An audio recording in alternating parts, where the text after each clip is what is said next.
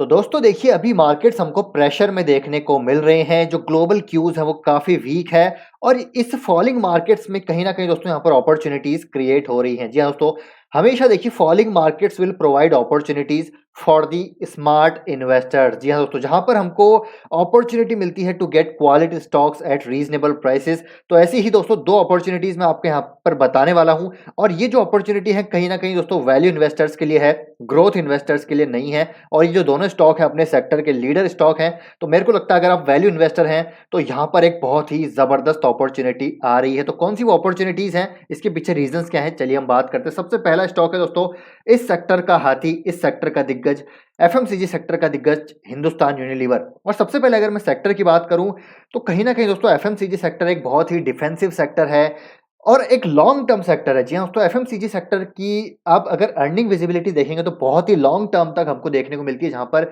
Hindustan Unilever जैसी एक MNC, बड़े कॉर्पोरेट्स यहाँ पर मार्केट पे कब्जा जमा के बैठे हुए हैं। ऑलमोस्ट यहाँ पर मोनोपोली क्रिएट कर रखी है। 10 में से 8 प्रोडक्ट्स हम घर पे अगर आप देखेंगे तो आपको एचयूएल के देखने को मिलेंगे। तो यहाँ पर दोस्तों देखिए प्राइसिंग पावर है, मोनोपोली है, डिस्ट्रीब्यूशन नेटवर्क बहुत ही ज़बरदस्त है। गज़ब की ऑपरेशनल एफिशिएंसी है, प्रोडक्ट मिक्स काफ़ी शानदार है एंड डेफिनिटली दोस्तों यहाँ पर आपको पता ही है मार्केट शेयर एफएमसीजी सेक्टर में हिंदुस्तान लीवर का बहुत ही ज़बरदस्त है। तो इसने अभी हमने रिसेंटली देखा दोस्तों इसके स्टॉक में काफ़ी ज़बरदस्त हमको गिरावट देखने को मिल रही है ऊपरी स्तरों से। 26% ये स्टॉक करेक्ट हो चुका है और काफ़ी ज़्यादा ये स्टॉक गिर चुका है।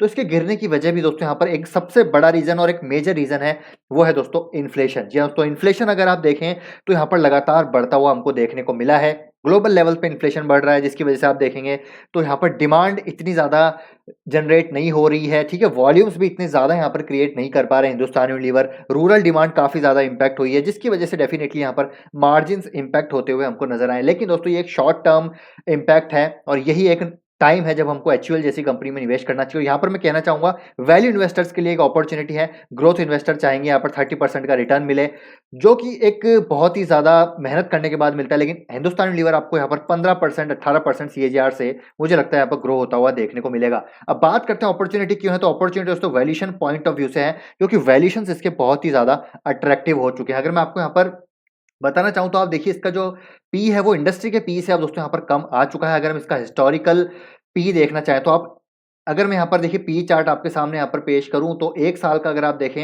हिस्टोरिकल मीडियन पी 68 का है और ये अभी चल रहा है 55 के आसपास। 3 साल की बात करें, 3 साल का इसका मीडियन पी है 67 का, अभी चल रहा है 55। 5 साल का मीडियन पी 67 एंड मैक्सिमम अगर आप बात करें मोर देन 5 इयर्स तो इसका मीडियन पी 44 का है। तो ऑलमोस्ट आप कह सकते हैं कि मतलब ये जो है काफ़ी लंबे समय का 2008 से 2022 तक का पी है, तो ये लॉन्ग टर्म का पी है। लेकिन अगर आप 5 साल के पी की बात करें तो यहाँ पर दोस्तों ये अपने 5 साल के मीडियन पी से हमको सस्ता देखने को मिल रहा है। तो मेरे ख्याल से एक ज़बरदस्त अपॉर्च्युनिटी है एचयूएल जैसे स्टॉक में आपको निवेश करने की। जैसे मैंने बोला यहाँ पर दोस्तों अभी डेफिनेटली यहाँ पर इन्फ्लेशन है, लेकिन इनके पास प्राइसिंग पावर है। रिसेंटली दोस्तों अभी आज ही या कल की अपडेट है, इन्होंने प्राइस हाइक यहाँ पर कर दिए हैं, तो ये और भी प्राइस हाइक यहाँ पर करने वाले हैं। तो जिसकी वजह से होगा क्या, इनके पास प्राइसिंग पावर है, यहाँ पर मार्केट शेयर भी ये गेन करते हुए नजर आए।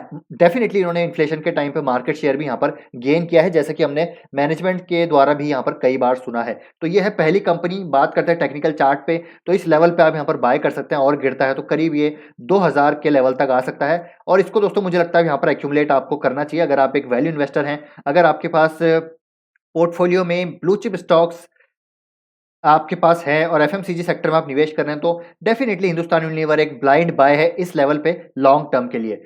सेकंड है दोस्तों यहाँ पर एचडीएफसी बैंक, बैंकिंग सेक्टर की दिग्गज कंपनी, प्राइवेट सेक्टर की लीडर कंपनी और गजब का मैनेजमेंट, गजब की यहाँ पर कंपनी और इकोनॉमिक ग्रोथ के साथ आपको यहाँ पर बैंकिंग चैनल भी ग्रो होता हुआ देखने को मिलेगा। क्योंकि एक मजबूत फाइनेंशियल आप कह सकते हैं कि सेक्टर होना दोस्तों काफ़ी ज़रूरी है इकोनॉमी के ग्रो होने के लिए। और यहाँ पर प्राइवेट सेक्टर हमको लगता है कि देखिए लगातार मार्केट शेयर गेन करेगा। इस स्टॉक में भी काफ़ी ज़्यादा करेक्शन आ चुकी है। अगर हम बात करें देखिए यहाँ पर ये स्टॉक ऊपरी स्तरों से 20% करेक्ट हो चुका है और अपने दोस्तों इस लेवल पे मुझे लगता है एक ज़बरदस्त अपॉर्च्युनिटी एचडीएफसी बैंक में। इकोनॉमी में अभी हमको कोविड के दौरान यहाँ पर बेसिकली फाइनेंशियल सेक्टर की बात करूँ तो कोविड के बाद से आप देखेंगे तो काफ़ी ज़्यादा प्रेशर में हमको देखने को मिला।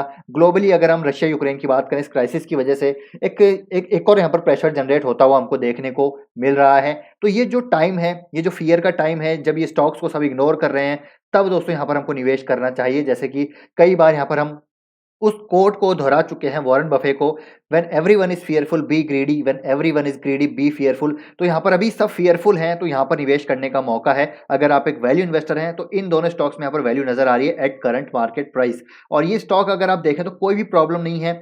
रेवेन्यू लगातार इन कंपनीज का बढ़ रहा है, एचडीएफसी बैंक का बढ़ रहा है, नेट प्रॉफिट लगातार बढ़ रहा है कंपनी का, लगातार इनकी लोन बुक यहाँ पर मजबूत होती हुई जा रही है। एसेट क्वालिटी के बारे में तो आपको पता ही है, गजब की एसेट क्वालिटी है एचडीएफसी बैंक की।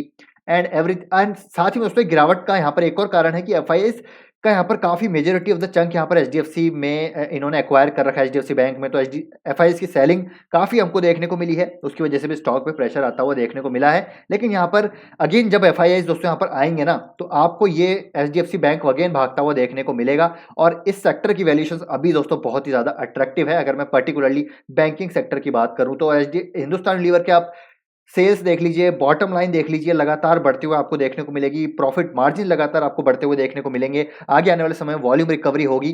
एंड जिस प्रकार का इनके पास प्राइसिंग पावर एंड चैनल है, डिस्ट्रीब्यूशन नेटवर्क, प्रोडक्ट मिक्स है, एफएमसीजी सेक्टर है, जिस प्रकार के एमएनसी है, तो हिंदुस्तान यूनिलीवर भी आपको यहाँ से डेफिनेटली 19, 18, 15% की सीएजीआर से ग्रो होता हुआ देखने को मिलेगा। तो पोर्टफोलियो में जैसे मैंने आपको बोला दोस्तों, आपके पास स्टेबल एंड यहाँ पर डिफेंसिव स्टॉक्स भी होने चाहिए। तो ये दोनों स्टॉक्स लॉन्ग टर्म के लिए आपको जरूर रखने चाहिए।